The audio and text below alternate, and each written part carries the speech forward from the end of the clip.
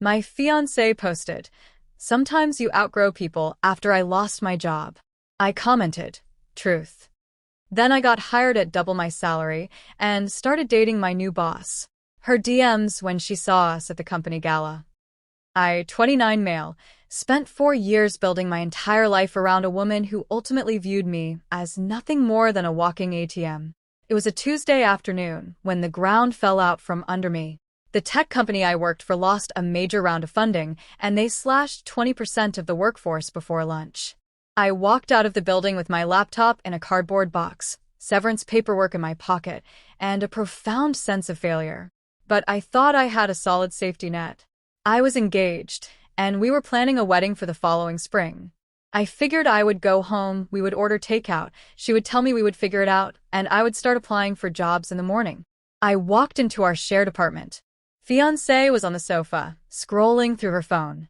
I set the box down on the kitchen island. The sound made her look up. "What are you doing home?" she asked. I explained the restructuring. I explained the severance package. I explained that we would need to tighten our belts for a few months while I interviewed. I watched her face, waiting for the empathy. Instead, her expression hardened into a mask of pure, unfiltered irritation. "So, how are you paying for the floral arrangements next week?" she asked. Not a single word about how I was feeling. Not a single question about my career. Just the floral arrangements. "We might have to delay the deposit," I said, trying to keep my voice steady. "I have enough severance to cover my half of the rent and utilities for 3 months, but the wedding stuff has to pause." She stood up, grabbed her purse, and walked to the door. "I need space.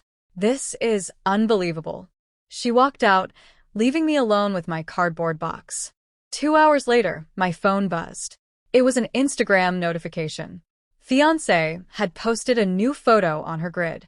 It was a black and white picture of a bridge we used to walk across, accompanied by a lengthy caption about personal growth, toxic stagnation, and knowing your worth. At the very bottom, she included the quote, "Sometimes you outgrow people." I stared at the screen. I was unemployed for less than 4 hours, and I was already being publicly eulogized as dead weight. The sheer entitlement of it paralyzed me for a minute. Then, a strange sense of absolute clarity washed over me. I didn't type out a long, emotional paragraph. I didn't call her crying. I tapped the comment icon and typed a single word, truth. I blocked her on all social media immediately after. When she finally came home at midnight, she kicked the bedroom door open. "What on earth is wrong with you?" she yelled, waving her phone. "My friends are asking what your comment means. You are humiliating me." "I agreed with you," I said, sitting up in bed. "We outgrew each other. The wedding is off. I need the ring back." She froze. "You're throwing a tantrum because you got fired. You don't mean this." "I've never meant anything more in my life. Take the ring off." She refused, claiming it was a gift. I had to calmly explain to her that under our state's laws, an engagement ring is a conditional gift. The condition is the marriage. If the marriage doesn't happen, the ring returns to the purchaser. She screamed, pulled it off her finger, and threw it hard enough to dent the drywall. The next morning, the real legal maneuvering began. We were both on the lease, with 8 months left. She assumed I was going to move out and keep paying my half out of guilt. Instead, I marched down to the leasing office. I invoked the lease buyout clause. It cost me exactly 2 months of rent, a massive chunk of my severance, to break the lease entirely. I signed the paperwork, paid the fee, and was legally absolved of the unit. The property manager informed Fiancée she had exactly 7 days to requalify for the apartment on her own income or vacate. Since her primary income was from a failing freelance event planning business and a part-time retail job making barely enough to cover her car payment, she failed the income check instantly.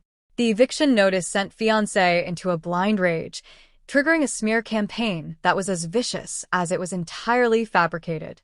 Because she had to move back into her parents' basement, she began telling our entire friend circle that I had become dangerously unhinged, financially abusive, and too lazy to look for work.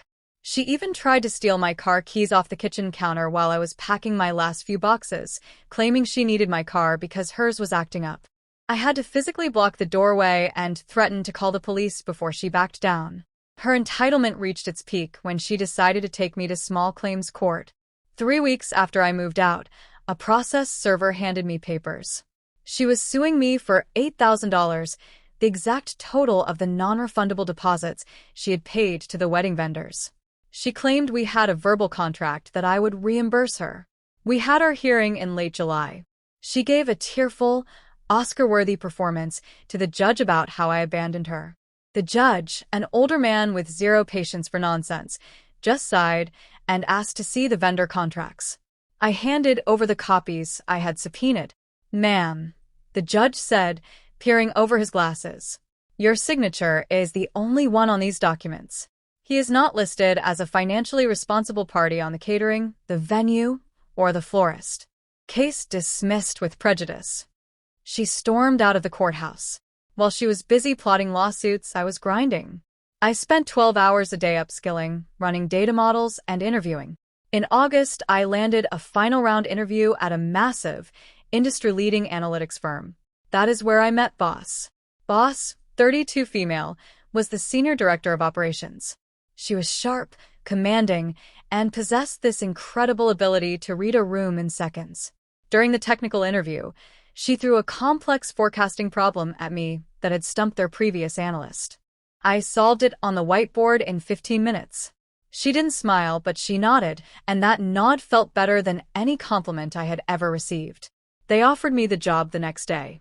The position came with a title bump and exactly double my previous salary.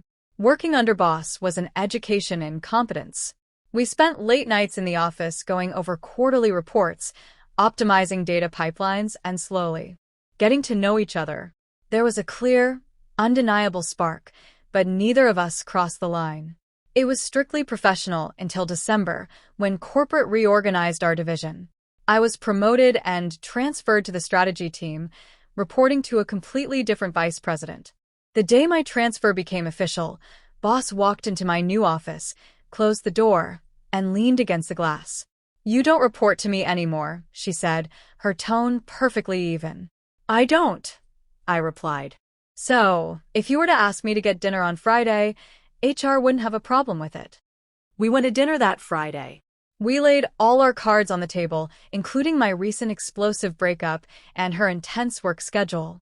We started dating quietly but officially, making sure to file the standard conflict of interest disclosures with HR just to be completely bulletproof. Everything was finally falling into place. Fast forward 6 months. Boss and I were entirely inseparable. My career was thriving, my bank account had recovered, and I hadn't thought about my ex in months. Then came the annual industry gala downtown. It was an exclusive networking event for the top tech and finance firms in the city. Boss and I attended together. I was wearing a custom-tailored tuxedo, and she wore a stunning evening gown. We were standing near the open bar when I felt a tap on my shoulder. I turned around and froze. Standing there was Fiancée. She had managed to get into the event as a +1, clinging to the arm of a junior account manager she was clearly using just to gain access to the networking floor for her struggling event planning business.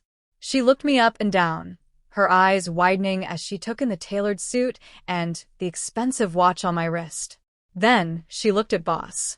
The calculation in her eyes was entirely visible.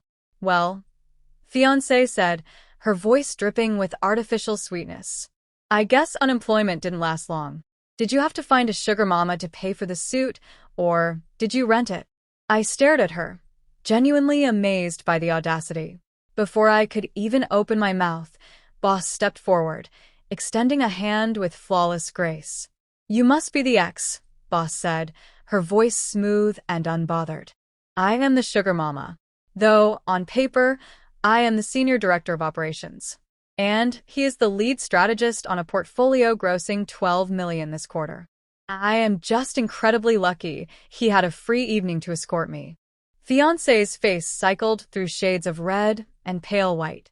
The junior account manager she came with looked utterly terrified, realizing his +1 was actively insulting senior executives. He grabbed her arm, muttering an apology, and dragged her away toward the buffet tables. Boss looked at me, took a sip of her champagne, and smiled. She is exactly how you described her. 10 minutes later, my phone vibrated in my pocket. The DMs from Fiancée were flooding in on a burner account. Asterisk, how could you downgrade like that? She looks incredibly old. Asterisk. Asterisk, you are only with her for the job.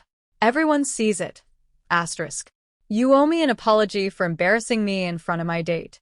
If you don't come out to the lobby, I am going to make a scene. I showed the messages to boss.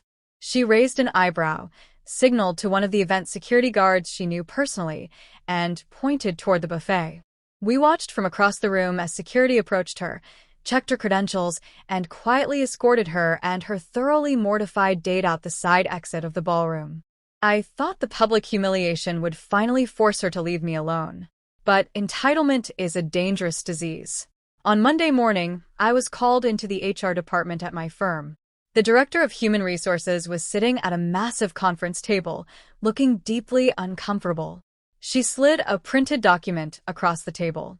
It was a 3-page manifesto sent from Fiancée's professional business email. In it, she claimed that I was a violent stalker, that I had a history of corporate theft, and most damagingly, that boss was violating corporate ethics by trading promotions for inappropriate favors. She demanded that both of us be terminated immediately.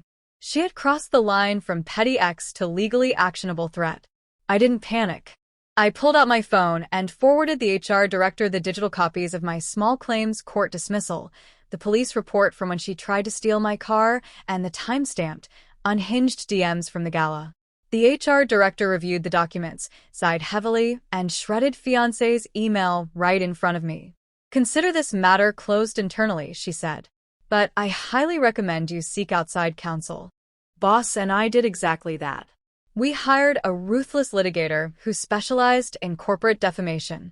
Because Fiancée had sent written falsehoods to my employer accusing me of criminal behavior and accusing boss of professional misconduct, she had committed defamation per se. Furthermore, she was actively trying to get me fired, which constituted tortious interference with business relations. 3 days later, a process server walked into the retail store where Fiancée worked her day shift and handed her the massive stack of papers right in front of her manager and customers.